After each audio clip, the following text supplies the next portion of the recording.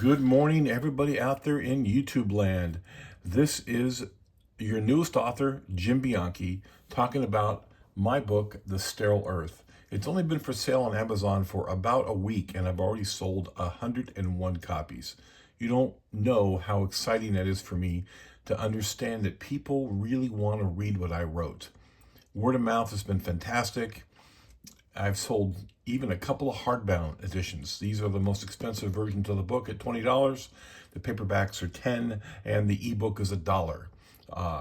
And surprisingly, I've sold mostly paperbacks. I really thought that the ebook would be the one that would sell the best, but nope.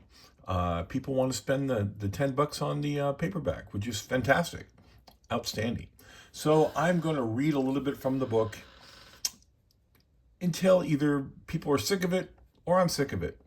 And again, I've read this now. I've had this book in my hands now in my head for over a year, and I've probably read it 30 times making corrections. So I'm going to give it a shot. Prologue. This book is more than a memory. It's an epitaph for humanity. While my life may seem extraordinary to some, this is not about me. It's about the very real possibility humanity has run its course on Earth. I will try to explain what happened and what went wrong. And if by a miracle someone reads this in the future, they will learn from it and not repeat our mistakes. I was born in 1983 in the former city of San Francisco, and as of this writing in 2080, I'm 97 years old and I could live another 40 years. To my contemporaries reading this, a long life sounds ordinary, but we all remember when 100 years was rare. Now 125 is old and 140 is a healthy lifespan. In our quest to address humanity's infertility, we managed to significantly extend our lives. I'm not sure it's a help or hindrance at this point. Such a drastic change in my lifetime makes this book worth writing. But survivors of the nuclear holocaust and the long winter following know this story is about so much more. Hopefully, those who may come later will glean some insight into what happened. After all, humanity is on the verge of extinction, but it was preventable. Nuclear winter was a result of World War IV.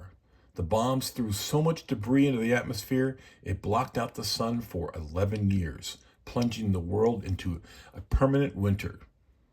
When the sun finally did reappear, 90% of humans were gone, along with 95% of mammals and birds. With the sun finally shining after over a decade of thick cloud cover and cold temperatures, the world was full of promise, and what remained of society began to return to something resembling normal. The search for the cure for sterility began again.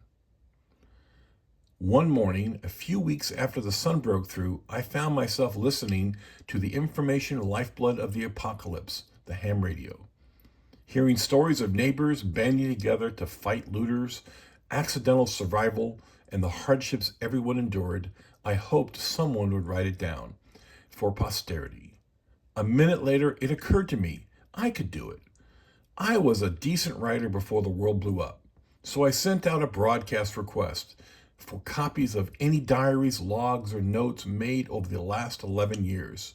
I wanted first-person stories for a book about the end of the world as we know it. With sunlight returned, volunteers started to restore solar power, the internet, and email for everyone. With governments mostly gone, the global economy had collapsed. There was no currency, but barter, trade, labor, and somehow it all worked locally.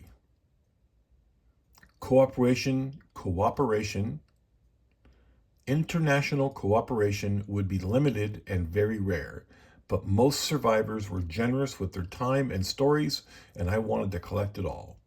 I received many promises of stories via the ham radio, and I was hopeful they'd follow through. When the computers started to come back online, I repeated my request for everyone's stories and included my new email. And I was overwhelmed with replies in my inbox. People commented on the radio they would rather wait for the computers to work again than rely on messengers or what someone laughably called the new postal service. It was as slow and unreliable as always. I would gladly wait for the emails. I'd hoped for a few interesting stories and some notes to work with. I was not expecting such a deluge of brilliant ideas, profound sadness, boundless joy, and the deepest heartbreak. The most important event in many lives was life extension. In my opinion, it hasn't done much to forestall the inevitable, but the extra 40 years gave many people hope for a future. For others, it was reestablishing contact with the lost Mars colony, led by Hakim Abode. He and his 1,000 doctors, scientists, and engineers are still working uninterrupted on a cure for sterility. Their role in solving sterility is not yet written, but it seems if anyone can save humanity, it's them. Another great story is the cell phone lineman working in the Mojave Desert to restore service in 2062. When he retrieved a 12-year-old voicemail from space, his email to me was hilarious. Mars is calling. Every time I thought I was done writing, one more extraordinary thing would pop up and I would have to include it. Procrastination on my part was a real issue, I admit. But the overwhelming support and input I received from around the world did take me time to compile into a useful format. I think what I managed to cobble together is worth a real read. It tells either the story of how man ends his time on Earth or how he triumphs over unbelievable odds to win the day. I'm not sure as I write this what will happen to humanity. Only time will tell, and I will keep writing until the answer is obvious or I am gone from this mortal plane. Thank you to everyone for your help, your editing, your submissions. Sorry it took me 20 years to write. J.A. Nome, Survivor and Old Man. I wrote this obviously in the first person of a very old man, 60 years from now, telling his story of survival. I've set this in the near future based on facts that are going on currently on our own world. We are currently on Earth right now experiencing a severe shortage of children. Either sterility, low sperm rates, infertility, or people just don't want to have babies. They're putting it off to the last minute and then it's too late. So these are real things that have bothered me for a very long time. And I based the story on that, on my own experiences and what I've read in the news today. I hope hope this is at least a hit. I'll continue on with chapter 1 this week. Have a nice day. Bye.